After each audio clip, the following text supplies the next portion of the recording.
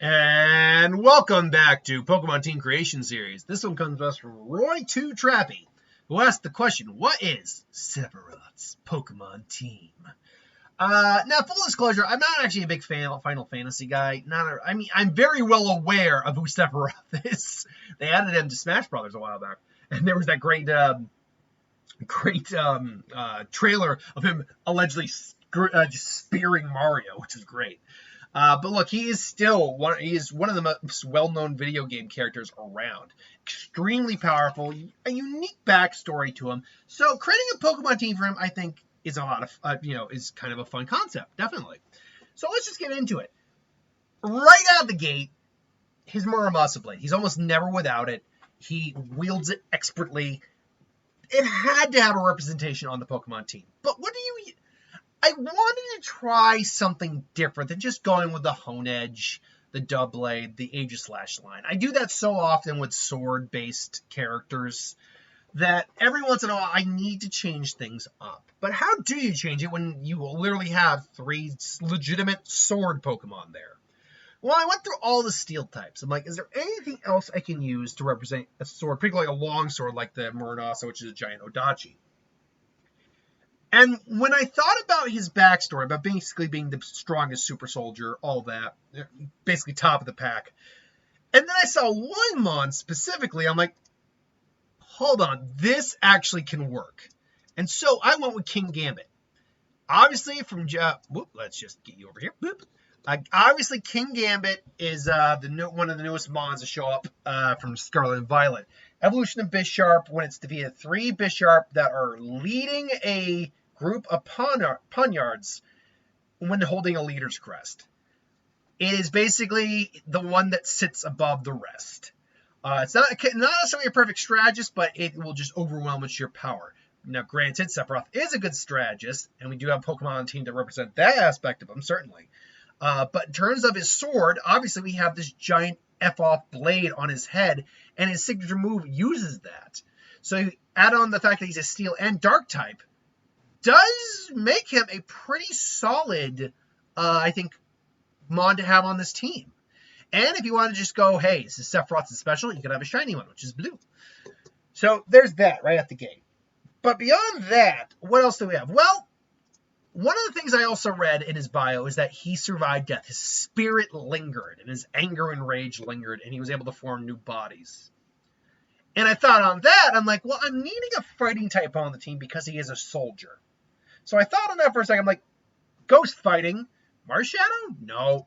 Annihilate? Yes. I love Annihilate, by the way. Annihilate's great. Next time I get around, maybe I'll do it my vacation week where I actually legitimately start a new game. I've been wanting to start a Scarlet and Violet because I'm pretty much done with everything in Scarlet and Violet at this point, except for the fact I couldn't complete my deck, so I can't shiny hunt the way I want to. So starting a new game might be the way I want to go. But anyway, but not only is he a mon who basically survived death, came back from death, stronger and more powerful, and has a body. I just realized, too, I made it look like Annihilate in this picture. Look, it looks like he's holding Muramasa. I didn't even intend that. That was completely accidental. It is. And I rule at the accidental awesomeness. But beyond all that, his hair matches. So, you know what? Aesthetics, it works, and plot-wise, it works. Now, one of the key defining traits of him as well is the fact that he is an experiment. He is an artificially created individual. And he's a weapon.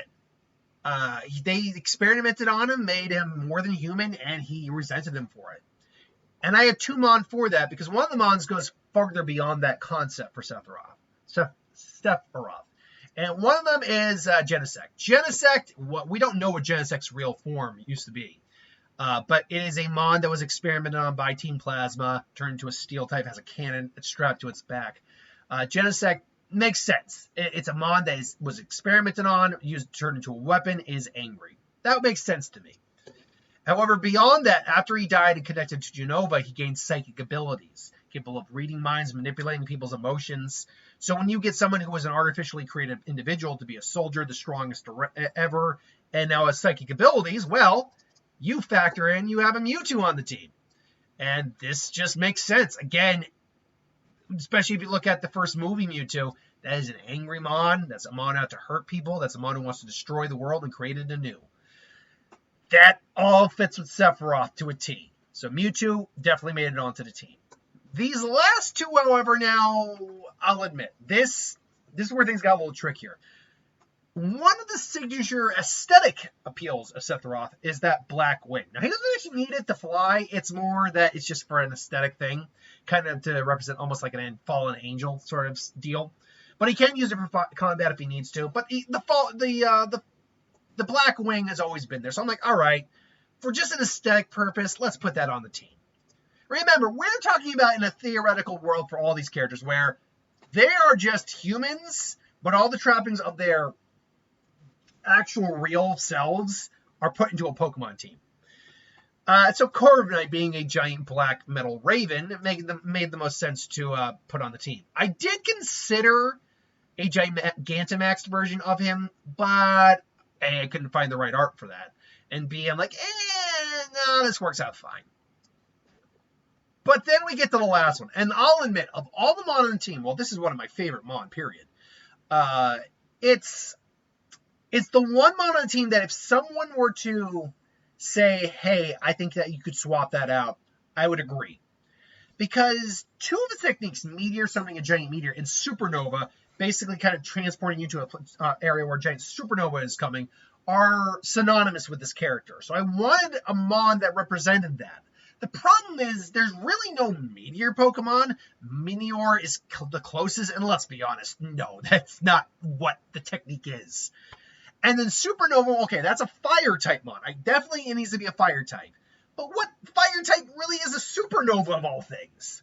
So there really isn't. You could maybe go Solgaleo, but that's not a Fire-type. It just represents the sun.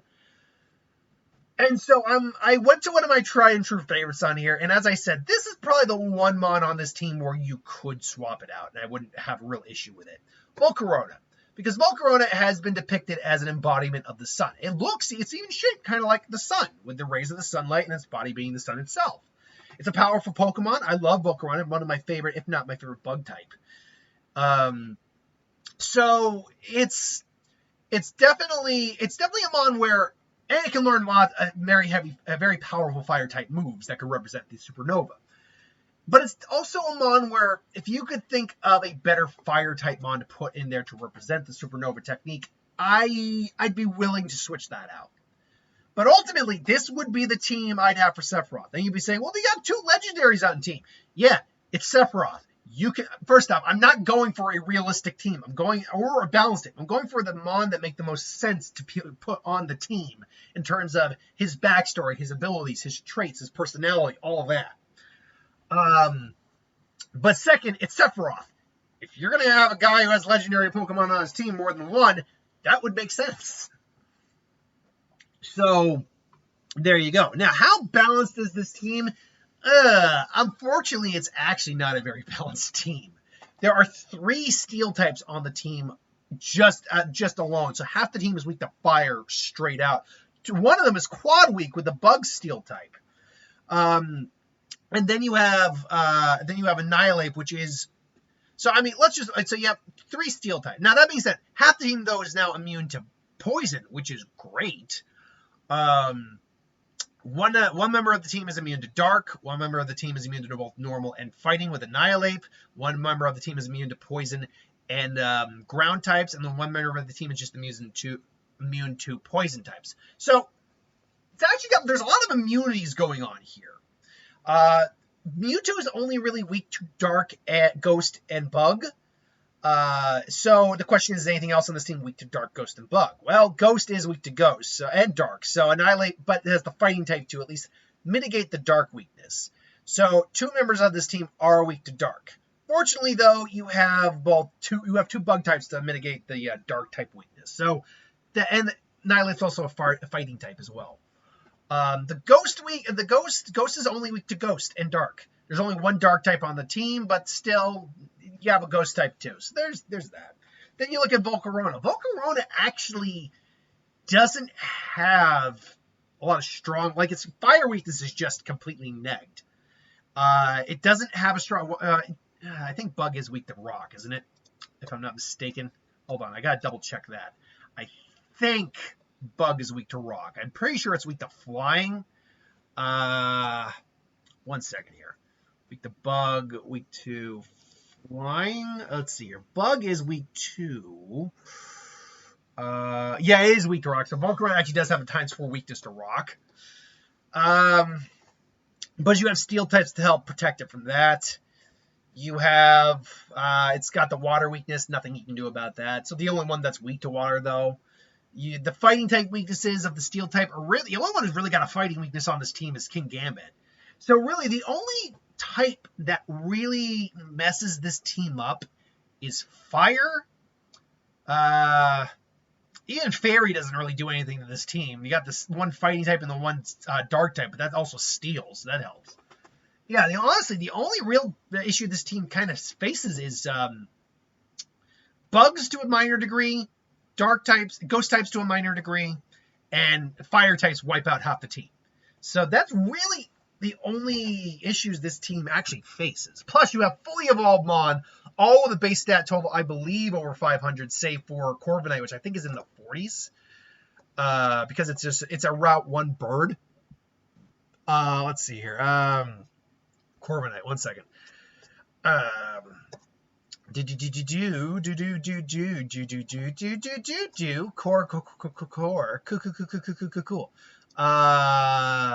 Cool. Where is the base stat total for you? 1 second here. Base stat total 409. Let's get this bad boy going. Base stat 495. The lowest Mon you have, the lowest base stat total on any Mon on this team is 495. That's a good team in terms of just basic, because everyone else here has 500 plus, 600 plus if you're talking about the two legendaries. So it's a powerful team that just has to be wary about the fire types it goes up against. And even then, you can easily just throw in Larvesta or Volcarona, who basically is just kind of neutral to fire at that point.